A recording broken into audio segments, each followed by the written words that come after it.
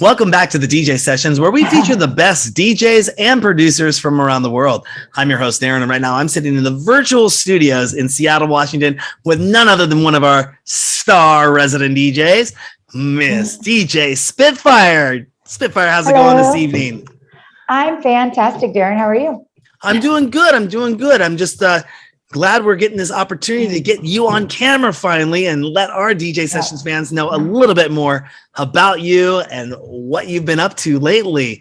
And you have definitely been up to some things, many things as of late, not just between, not just here in the Seattle area, but also going back and forth a lot to P-Town, PDX Portland stuff. So, thank you for coming on the show and taking the time to talk with me this evening.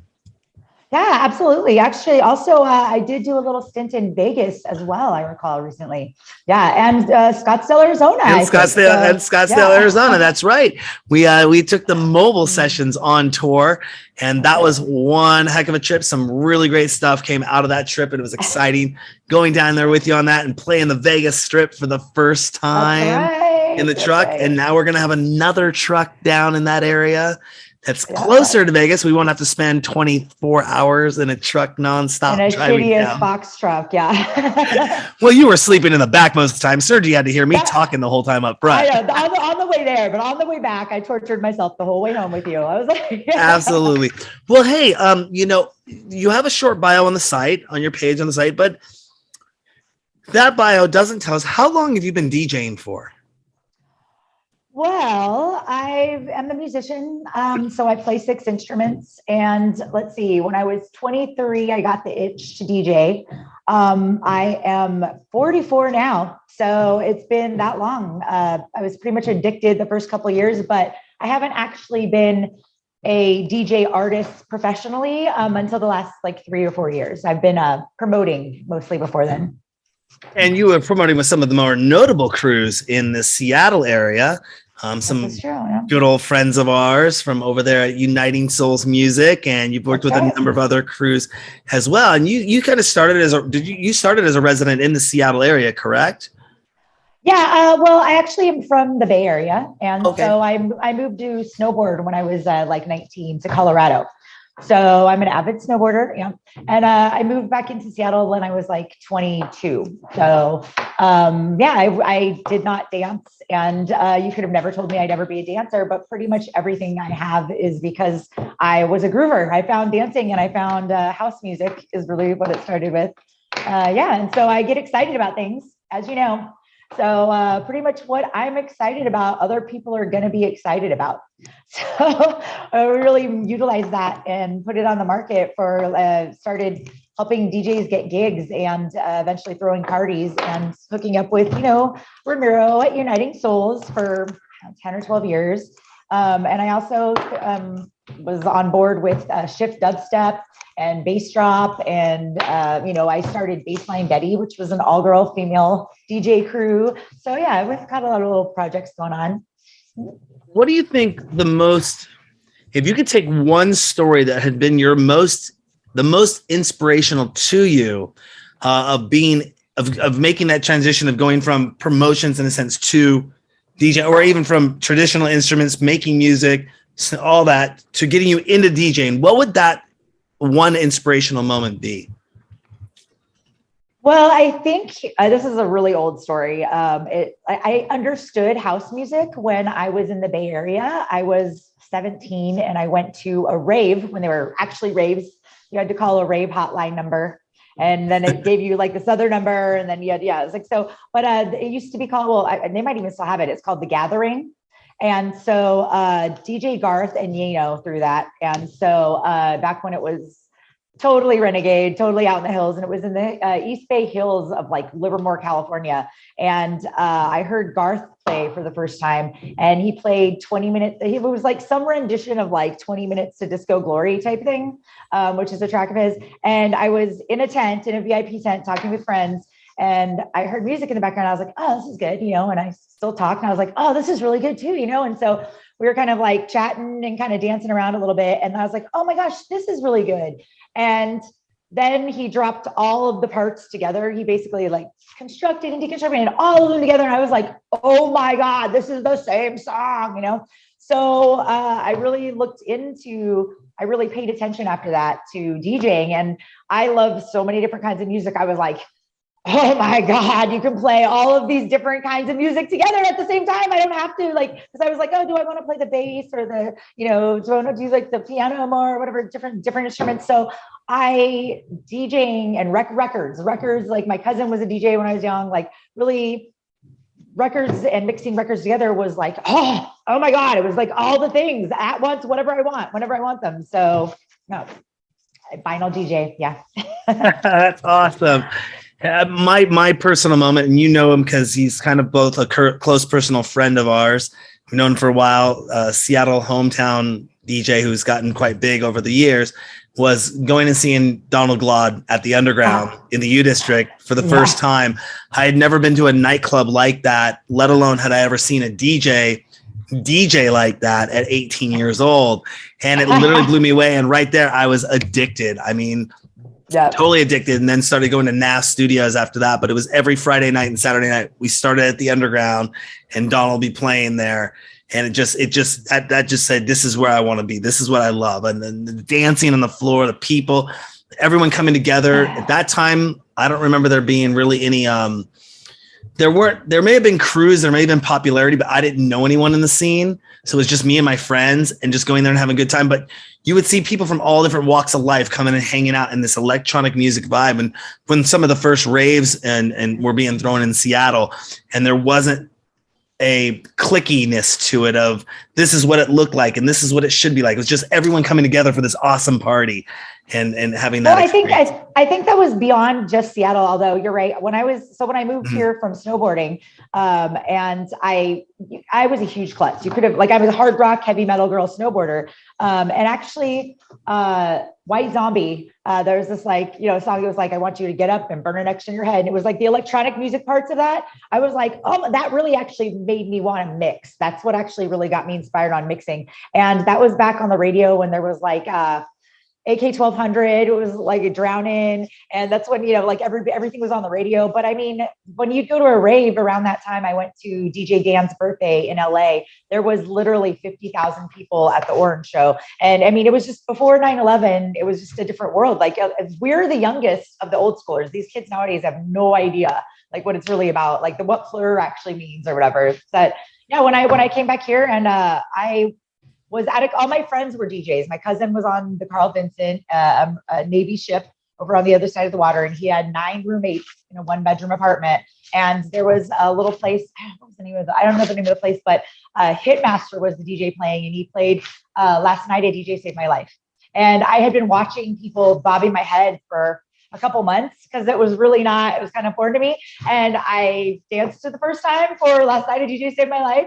And that's what the music felt like to me. And so I started anywhere I could get in. I'd go dancing. And I had to actually start dancing only 4 days a week because I was just getting, I was dancing 5-6 days a week. I was like too skinny. I was like, whatever. But that's because I was dancing. I started getting paid at Last Supper Club and at the Down Under and different places. I'd get paid $200 a contour to be the first girl on the dance floor and the last girl on the dance floor and pull people on stage. And I was like, okay, I'm doing that anyway. So really that's how promoting came about. It was, you know, pretty much that I was dancing and I was excited and I just danced all night long. So, yeah. What do you think the most important thing that a promoter can do for the DJs they book at their shows, and are most of them doing a good job with that? The most important thing a promoter could do for a DJ. Well, I mean, you have to give everybody's good business is good business for everybody. And whether it's personal or, you know, at the club. And really, we have to have the tools. So the DJs, speaking as a DJ and a promoter now, really, you're wasting any place you can get in on, you know, tagging and mutually saying that I'm going to show up here. And like showing your presence, meaning like click going to the event, share the event, but also, also like having your bios and pictures and stuff like that ready so that the promoters, they really need to utilize all that information. They've got all this music, they've got all the opportunities. So really, I mean, anything that you do, tagging, like now it's a different world now from when we were coming up. Like before I was at Kinko's all flipping night, cutting out flyers. I put every poster up and in the rain and in the snow. I would be there with Shameless, like Recess with Dan. It would be just him and me pouring down rain, putting out posters. And I was like, but it's a different world now. So nowadays, it's really online communities and, Instagram stories. And so nowadays it's really like taking footage of what you're doing and sharing it with people and tagging people and, kind of cultivating and supporting Uniting Souls, for instance. I know that we have outlasted I'm technically, but definitely I barely made it to our own nights on time. I would get to our shows at like 12:30 the night of, because I would be out at everybody else's night supporting theirs. And all throughout the week, I would be like, this is what you need to hit up. And I was shouting out everyone else that was doing amazing things, because you're right. Seattle there was like 20 shows a night, there's like 10 shows a night. And they were like 8 of them were fantastic and you couldn't decide where to go. That was, before 9/11. So, that it's just a matter of we rise by lifting others. And, that works, interpersonally with the promoters and DJs, but, giving them the tools to do that. And really these days you got to get on the Instagram stories or Facebook stories, you got to share. So. And being at all these events over the course of the past years, who's been the most inspiring person you've ever met backstage? And tell us why that person was such a huge inspiration to you. Oh gosh. No, we've been to too many shows. I know. I've literally thrown, much less gone to, I've thrown hundreds of shows, and I've been so lucky. I've had so many amazing people. Okay. So inspiring wise, backstage. All right. Well, okay. First of all, Donald is really so when I first started coming out, I hung out with the first person that ever, so when I was in that dancing phase and I started going out and meeting people and such, one of my girlfriends was dating Donald. And so some of the first parties I ever went to were with Donald Glad. And so I was one of his regulars. And so I first ever danced on stage and kind of became snobby about it, because I was not going to get smashed down with people anymore because he brought me on stage at the NAF, so, and these are the first times I ever danced. So, but Donald really, and to this day, he's still a really good friend. I still bring him to Portland to go to shows and keep in touch. But some of his ethics and some of the ways he does, he's known as the hardest working DJ in show business. And I don't think I want to be known as the hardest working. God bless him. I don't have to work that hard, but his diligence, one of the things that he did, which was monumental, that always sticks with me is, and I used to make fun of him, and then I had to apologize years later, is that at the end of every show, he goes and he connects and he takes 5, 6, he has a certain amount of people. He goes and after every show, he picks 5 people out of the crowd. Unless it's a huge crowd, he'll pick a few more, but he connects with them, will not pay attention to anyone else except them. And he just, thanks them and he totally connects with them. And I used to totally make fun of him. I was like, Donald, me, and, I heard his Essential mix from 2005, because this is back then. And I was blown away. I just realized I had no real value for how amazing of a DJ he really actually is. And I was just I am sorry for making, I was it's brilliant. And what happens with those 5 people when you connect on a real level is those 5 people are then going to go out and tell everybody that they know. And they're going to tell everybody that they know how fucking great Donald is. And besides that, he also remembers everybody. Ramiro also remembers everybody, which I'm I really am trying. I meet so many people. I really am trying. But I saw Ramiro placed him and a girl. This was a couple of years back. They couldn't figure out where they knew each other from. And out of nowhere, they were oh, I don't know. He was basement party after hours, 15 years ago in LA. He told me, I was shut up. No way. And they were oh yeah. I was yeah. So, the personal, that they care so much and that they're that present and that they connect with people like that. And that's really what it's about. It's about, we're all out here to connect with people, and it's really inspirational. It's really the diligence they have in being able to do so. So, yeah. If you could host an event of your own without any limitations, What's the 5 things that would have to be at that event? Any event you do, there are some corners you can't cut. First of all, I've never yet played on the Void sound system, but let's talk about sound.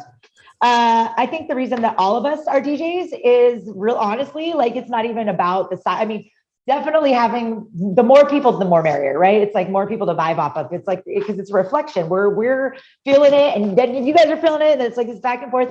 But really, I think that we all worked so hard to be a better DJ so that we can get on the next better, greatest, better, bigger, louder sound system.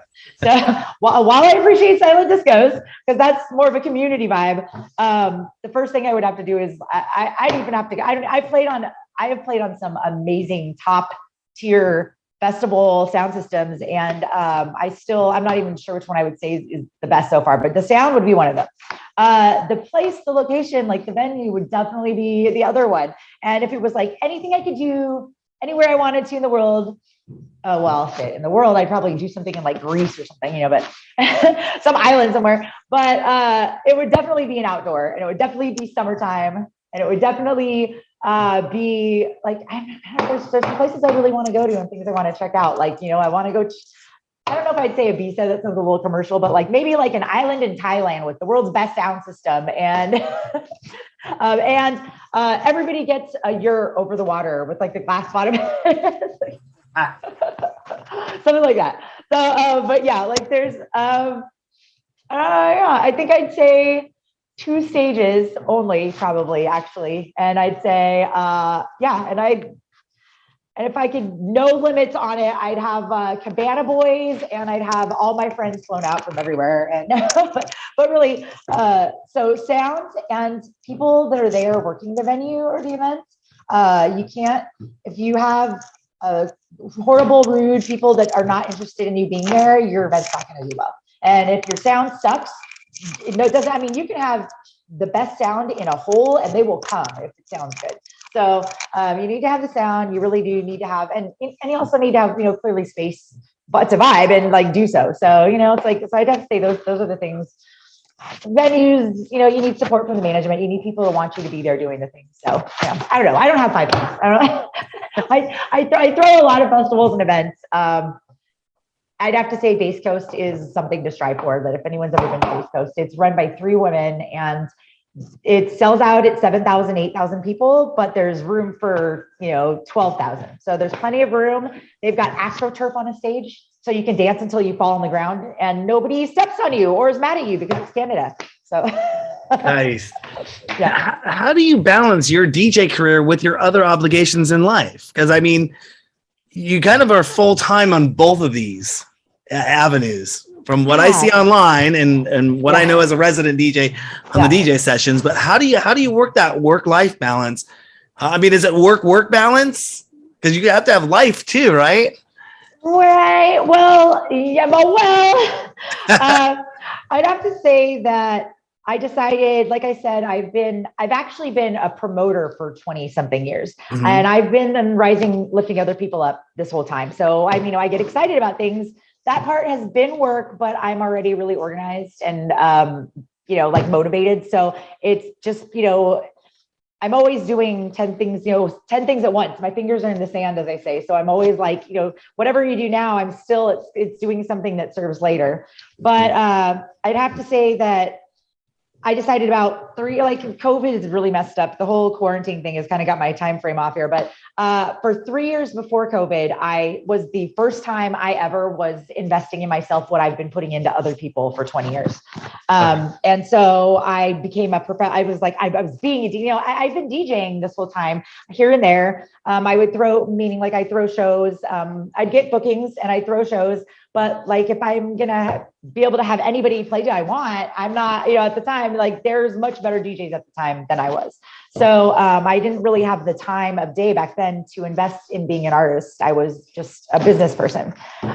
So it served everyone and myself just better. Finances and money and being stable are also good things. And so I've throughout the years gone back and forth between putting all myself into shows. I did that several different times with Uniting Souls, and we would make a ton of money, but then it put a lot of pressure on the shows, and it really kind of changed it because it was like, we needed to do this now. We needed this. And it really kind of, for me, I didn't have the love and passion like I did before to keep going on some of this stuff. It was more stressful. So I've gone back and forth between the 9 to 5 thing and living my purpose and all that, but really becoming a DJ, deciding about, it's like 4 years ago now, something like 5 years ago, that I was like, I am being a DJ. I'm a professional DJ. This is what I do. Means that, I make it look easy or whatever, but it means that I am not drinking all night. So I had to find ways to relate without any of drugs or alcohol or anything, because I'm going to go to three different nights a night. I'm going to go to 3 different clubs and go talk to people, and I'm going to look good, and I'm going to be straight, and I'm going to connect with people. Because if I'm out there drinking and getting sloppy or whatever, it's a waste of my energy and a waste of my interactions. So I'm out there. When you see me out, I'm working. So it's like, so it is a lot of work. But it's for the first time I've been investing myself, and it seems to be working well. But really, I finally have gotten myself to a place. I mean, working and DJing, working in anything. I mean, you've known me, everybody knows me running around. Like, I'm just like, I can't, I'm going. But I finally have reached a place where I have been working to get for so long, where I am able to work from home and I'm able to work remotely. So we are going to be in Europe later this year, and I'm going to have a laptop and I'm going to be working here and there, but I'm going to also, so it's been trying to get the DJ part, which is work, but work that I love. So it's been a tough balance. I think you are definitely one of the more inspirational people to myself and keep me motivated in what I'm doing. And you've seen that same transition that I've gone through of changing my work-life balance up and saying, I'm going to go focus on this over here, stop doing these things in my life that help me raise up and go up. And the party life can suck you in.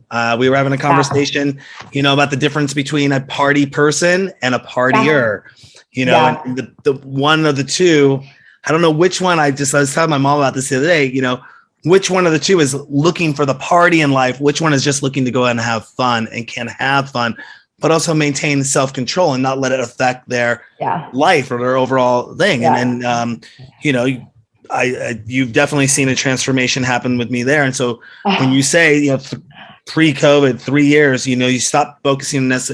Wasn't that you didn't stop focusing on other people? You just said, I'm internalizing this and going on me now. Yeah.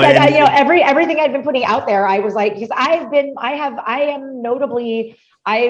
able to, myself and other people I've worked with, I've been able to totally blow up a lot of other people's careers and really help them out. And, been using my connections to all around connect the good people I know. I've been connecting the good people I know with the other sick people I know, and it's worked out. So, now I have some benefit from that, but I really, it's also, there's been lots of times though, I'm like, my priority is I'm being a DJ. I'm a DJ. I'm working, I'm a professional. This is what I do. So there are those times where friends are having all their things, they're doing this stuff. And I'm like, I'm already booked, which is great. I love, I'm a DJ. I love it.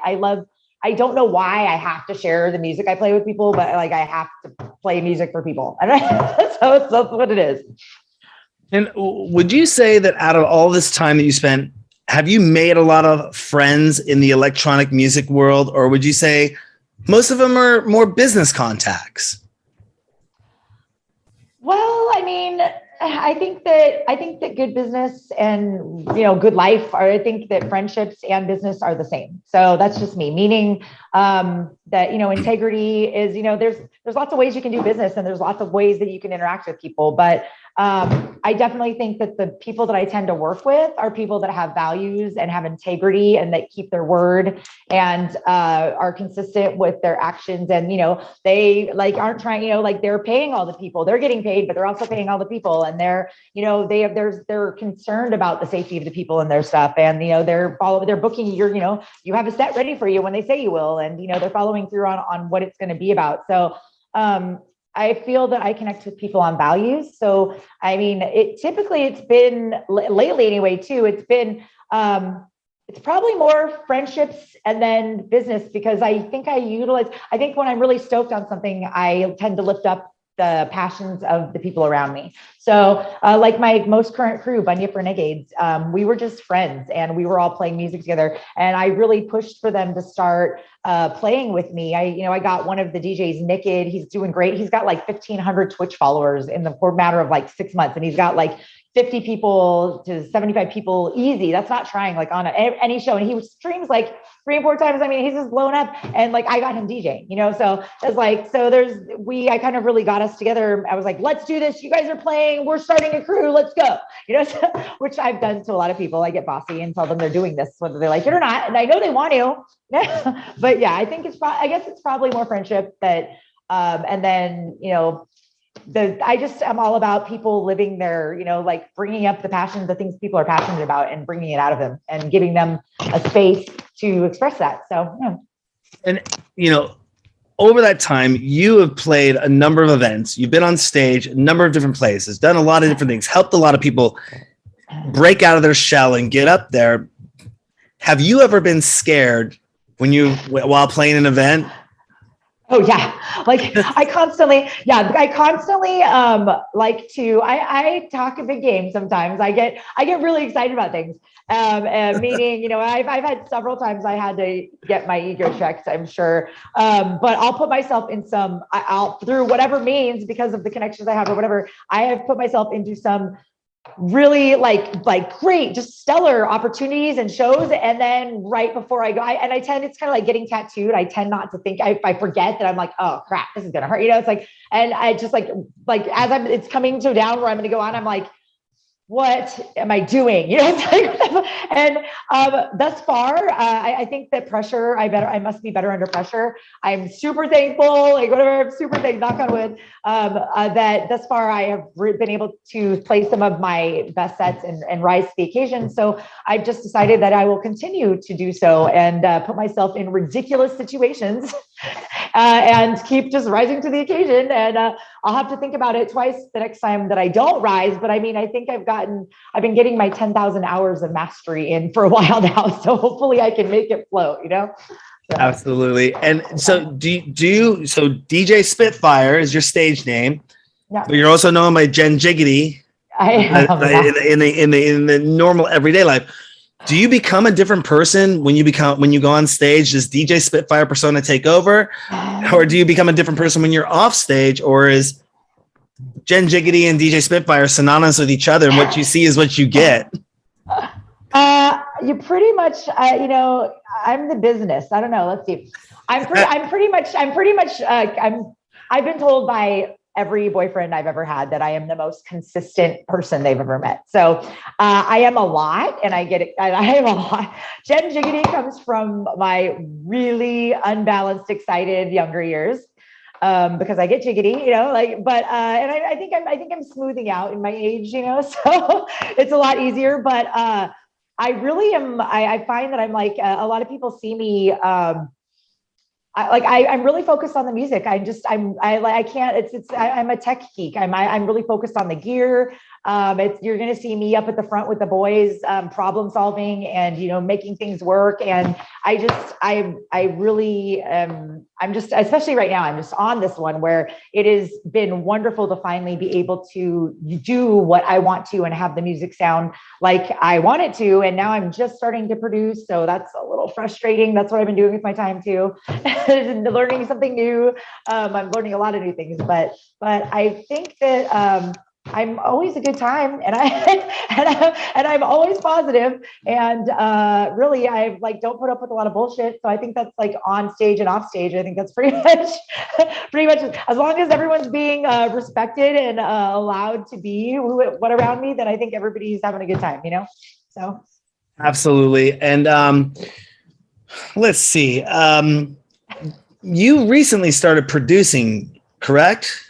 Yeah, very recently. Very recently. Yeah. How is that transition? I mean, you were obviously making music, playing instruments in your youth, and then you got into promotions, and then you got into DJing, and now you're producing. What do you feel there's a difference between the two in the sense of things? I mean, of course, one, you're playing music, the other one, you're creating music, but What challenges what do you think one of the top challenges it is making that transition from DJ to producer, or just starting out producing is in to you? Well, I was never really interested in producing many years ago. My boyfriend and many people would be like, we're talking many years ago. Like I've been around so long that there used to be only like Acid 3.0, Soundforge 3.0. Yeah, it was like some blocks on a screen, which honestly I still prefer to make my bass lines with. It's like just fill in the blocks. But like I'd have to say that, and because a lot of the access that you had and a lot of the refinements and a lot of like now there's software for everything and you can really get all of the sounds. But then on top of that, I mean, each part of, you know, making a song or mixing, just DJing, there is DJ homework, as I call it. You know, there's track maintenance and file maintenance that you have to do. And, you know, and then your mixes, there's like, you know, you get your mix mastered or whatever. But then there's like, you know, when it comes to producing, you got to like, you know, put it all together, then you have to mix it down and then master it. And it's all these, and each of those things you could just dive into completely. So I'd have to say that like back a long time ago, it was like more of like and it was so hard to get timing right on stuff because it was like, you know, DOS and like mouses and whatever and stuff. So for me, a long time ago, and I'm always so busy. It's more productive for me to be out with people and doing things. But like before it would be like, I'd be like listening to somebody go ding, ding, ding, ding. Ding, ding, ding, ding, ding, ding, ding, ding, ding, ding, ding, like the same part for over and over and over again. I was like, put your headphones on. I was like, yeah. So, I mean, that really, I had no interest in that. And I think that I've always been working so hard on the DJing and stepping my skills up that really it's and there's so much music out there, you know, like, so I really, I've worked really hard not to be pegged into a corner. So I work really hard I am actively booked for every genre that there is. This week I'm playing my first bass set, actual bass, like, you know, like 140 BPM. So I'm playing that on Friday. Thursday night, I'll be playing like bassy as fuck tech house set, you know? So it's like, I'm playing breaks the week after that. You know, so I'm booked all over the place. So I have finally, thankfully, gotten to a point where I have collections of, because I know my sound and I've like I'm like, oh yes, I get to play this, because when you're looking for music, you find really sick music, or if you get bored, you can go into a different genre and kind of, you know, gather all that. So I've been doing that. And now I've gotten to the point where I really know what sounds I want. And I can't get enough of them. Like I've been finding this like next level of like, I'm all about the sub bass, like no matter what it is, but then also I like all the glitchy sounds and whatever. And so I want more of them. And so I'm like, why am I waiting for this music? I can make it. So it's gotten to a point where, you know, it's easier to do. Ableton's a really hard program. About 8 years ago, I was pissed that I couldn't make music come out of my speakers. I tried to hook it up and I was like, what the hell? There's the ins and outs aren't ins and outs, and they're gonna need something else. And people told me I had to take a tutorial, and I was like, fuck you, Ableton. You know, so yeah, I'm finally to the point that I'm actually in the background all day. I just am thinking about the music that I want to make. And really a lot of this is time management with everything. But like you'll find, you know, whether you're first DJing or whatever, I mean, for many years, I was like, keep the records away from me, you know, because you're so addicted and everything else falls to the wayside, and it takes a lot of time. So getting myself in a position now with DJing, I finally am to a point where appreciatively, you know, I DJ so much, I don't practice much because I'm playing so much, but you know, like we're producing, I'm just learning a fully different, it's a lot of time. And so, and I've just been studying thankfully, I'm surrounded by so many amazing gifted producers and artists. I mean, I've been being inspired by the company I've been keeping, and that's something I worked really hard for as well. So just the transition in that is just like really, and actually working from home too, has been a lot of time management is like, and being able to get in the mood to do what you're supposed to do when you need to do it, when you have the time. So balance as always, it's balance and time management has really been the thing. So after your long nights of playing all these awesome shows that you're doing, and it's time to go get something to eat after the event, would it be pizza or hamburgers for you? I am 44 years old and I look amazing. I am not eating pizza or hamburgers at 5 o'clock in the morning or whatever. Are you kidding me? I'm like drinking a protein shake and like, you know, trying not to have a drink. I'm really trying not to eat just before bed right now, Darren. It's like, I'm like balances everything. It's been a rough one. Yeah. Totally understandable. I know, but sometimes if like Dick's was open, and for those of you who don't know, Dick's is our local hometown burger place. You know, getting some Dick's at like 3 a.m. is always good. Or I'm also more than like the 13 coins, 24-hour. Let's go get some clams and mussels, you know. And I would say 13 coins over Dick's for sure. Yeah, I would take 13.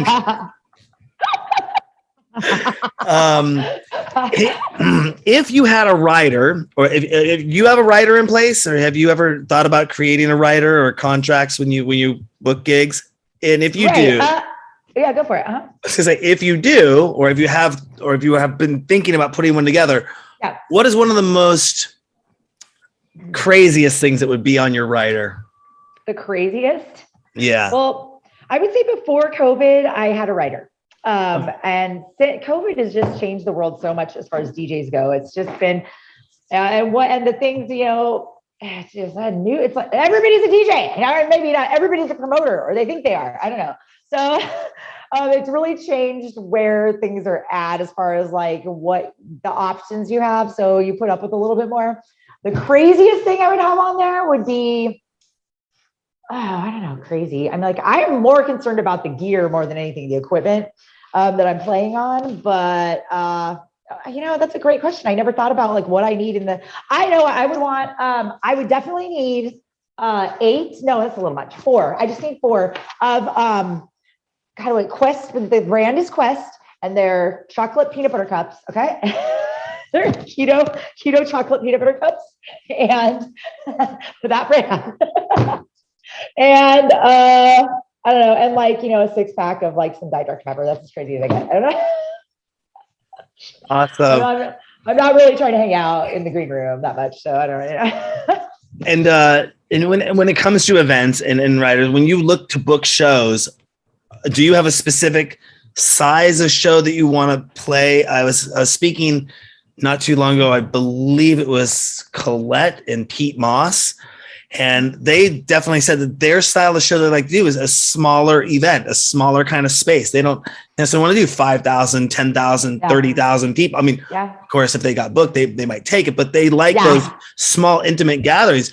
Do you, going back to the days of the Sea Sound Lounge, a club that we used to hang out at back, just the smaller clubs where it's maybe 150 or 200 people. Do you like those smaller environments than the bigger environments, or the bigger environments something you really want to aspire and play more to? I think that bigger environments I have played for, I want to say like 800 people before. That's the most probably I've played for, which is a lot of people at one time. So that's cool. You know, haven't gotten beyond that yet, but which it's really great. It's really fun. It's a different energy though. I don't think I would want to do that. It's something that's like you should do, but like as far as living that life, I mean, I could like to connect with people. That's the whole point of everything. So like I'm trying to breed more intimate interactions with others, and it's so much more fun. Like I like festivals and venues or events and such. I'd rather have a packed out vibing little spot going on with everybody and people that are, by all means, they become your friends. I know Colette. I've actually thrown a Colette show, you know, or, you know, like, but you actually, it's really cool how like Doc Martin, I'm about to be playing with, you know, for the Uniting Souls 25-year anniversary. And I totally, you know, Doc's played for us lots of different times, but it's really cool when they're just people and you get to hang out with people and you actually form relationships. I know people as a supporter. I know like Sam Binga, I'm one of his Seattle girls. You know what I mean? Like there's like, he's like, it's like, I don't even know if he actually knows my name, but we've gone to other cities and said hi to him and he's like, Seattle girls, what's up? You know, it's like, yeah, whatever. So it's really cool to be, and it's just so much more vibier and satisfying when everyone is getting down in the venue and it's a little more intimate. I feel like the larger shows kind of breed a different kind of attendee a little bit, everybody. I just this last weekend, Cloud Von Stroke had a sold out show in Portland at the North Warehouse. And I played a sold out white party at the North Warehouse.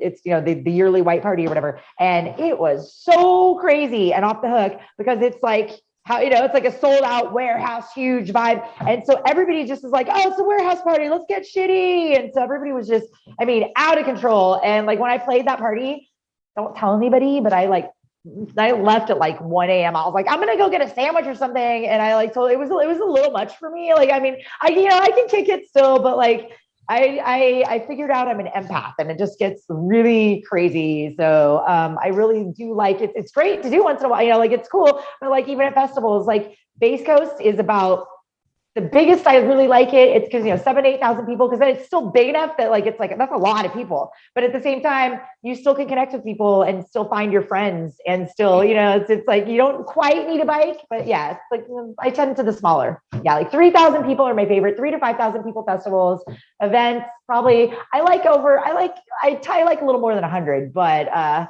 don't like under 200 is good. So yeah, something like that. Awesome. And if there was one person that is not in the electronic music business that but deserves to be put in the spotlight, like as this is a great person, I know, who would that be to you and why? That does like any person, like random. Any person. God, I get so tired of telling him how great he is and how much I love him, but actually my friend Nathan, he's actually the head of Bunyip Renegades. His DJ name is he is a DJ, but like besides that, his DJ name is Danger Man. He's also one half of a duo called Danger Kid, so he's the danger part. And Nate works really. He's one of my best friends, and for what he does for community and people around him is as well as he's a full-time music teacher living in the United States from Australia. I think he's from Brisbane, and he was part of the Auckland Orchestra. Like I just found this out, like the actual orchestra, it's like whatever. And he plays the stand-up bass. I was like, what?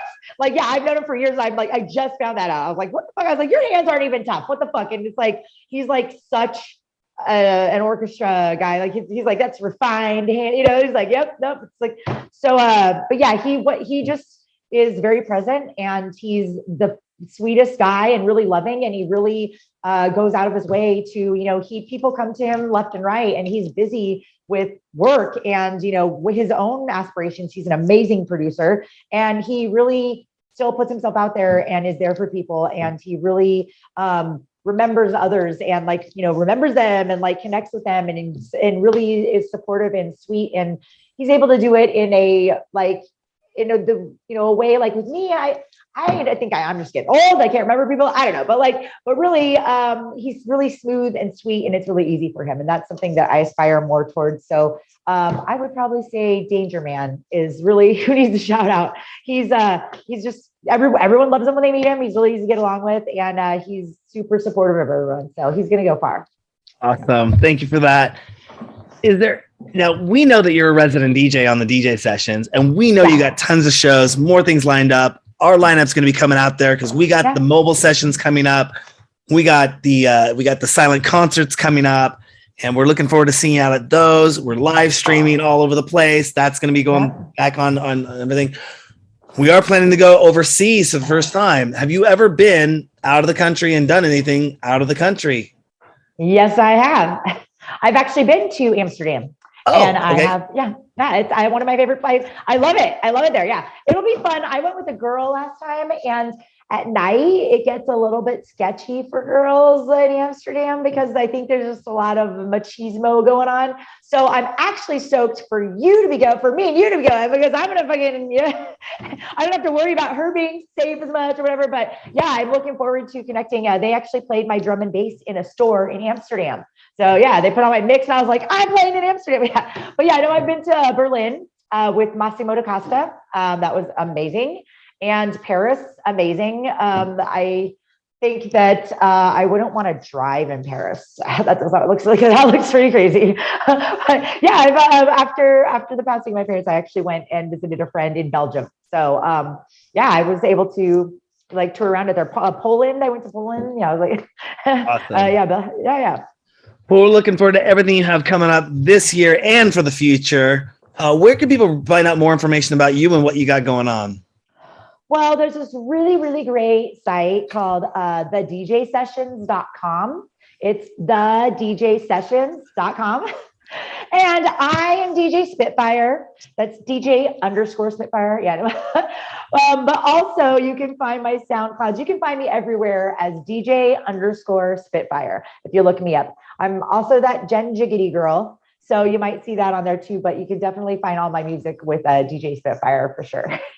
Awesome, Jen. Well, thank you. Or DJ Spitfire, Jen. Yeah. We're friends. We're homies. I can call you Jen, right? We've known each other a long time. Long time.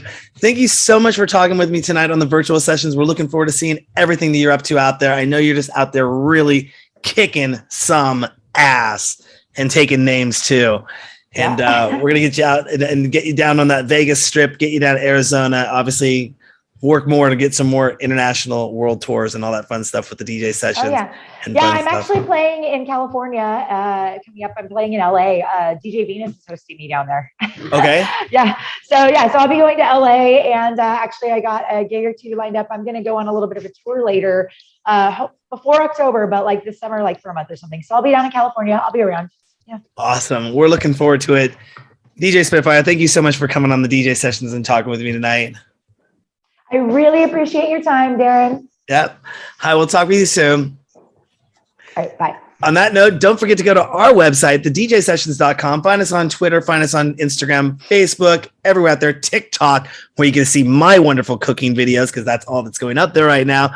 But I'm Darren, and that's DJ Spitfire on the DJ Sessions, presents the virtual sessions. And you know what happens on the DJ Sessions? The music never stops.